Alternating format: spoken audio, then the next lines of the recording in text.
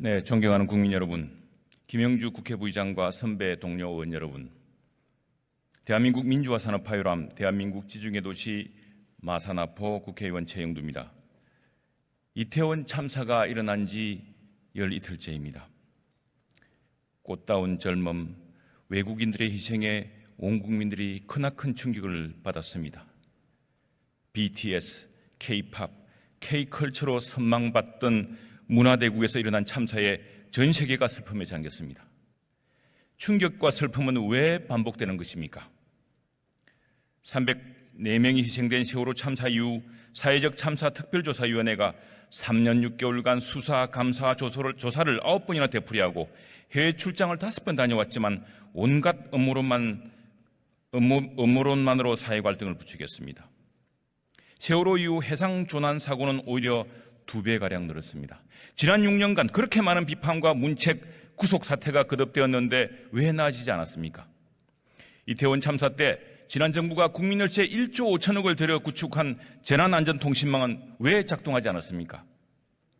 대통령실 국정상실이 먼저 사태를 파악하고 용산경찰서장을 전화로 찾는 사태는 어찌된 일입니까? 지휘 책임 라인의 긴급 대응 체계는 전혀 작동하지 않았습니다.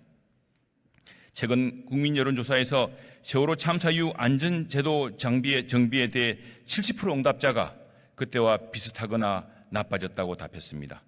한국 사회에서 대형 참사가 반복되는 이유에 대해서는 가장 많은 응답자가 안전경시 시스템을 꼽았습니다.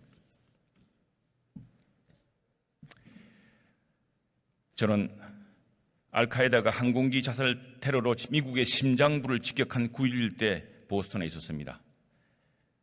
그리고 뉴욕 현장으로 급파되었습니다. 당시 부시 대통령의 초기 대응 부재에 많은 비판이 있었습니다. 수많은 정보기관, CIA, FBI, DIA에서 알카에다의 테러 징후를 발견하고도 왜 대응 못했느냐? 심지어 9.11 테러 직후 알카에다 배우로 의심되는 사우디 왕가 일족이 뉴욕을 급히 떠났는데 그냥 보내줬다는 음모론까지 있었습니다. 미국은 음모론에 휘둘리지 않았습니다. 즉각 9.11 국가위원회를 구성하여 미국 정보기관들이 위험 징후를 통합해서 파고들지 못했던 이유를 따졌습니다. 그리하여 국가정보국 DNI, 디렉터 오브 내셔널 인텔리전스를 신설하며 국가정보통합 시스템을 완성했습니다. 그리고 홈랜드 시큐리티라는 새로운 국가부처를 만들었습니다. 미국 정부와 의회는 위기를 미국을 더욱 안전하게 만들기 위한 변화의 계기로 만들었습니다. 2001년 7월 일본에서도 11명이 압사하고 247명이 중경상을 입는 참사가 있었습니다. 일본은 경비체계를 바꿨습니다. 2005년 11월 경비업법과 국가공안위원회 규칙이 개정되었고 경비 업무 검정시험의 종래의 상주경비, 교통유도경비에 대해 혼잡경비가 신설되었습니다. 일본에서도 지난 10월 말 할로윈 축제가 열렸고 경찰의 혼잡관리 타워가 오히려 화제였습니다. 이태원 참사는 이제 사회안전통합관리 시스템을 요구하고 있습니다. 존경하는 선배 동료 의원 여러분, 국가의 책임은 국민의 생명과 안전을 지키는 데서 출발합니다.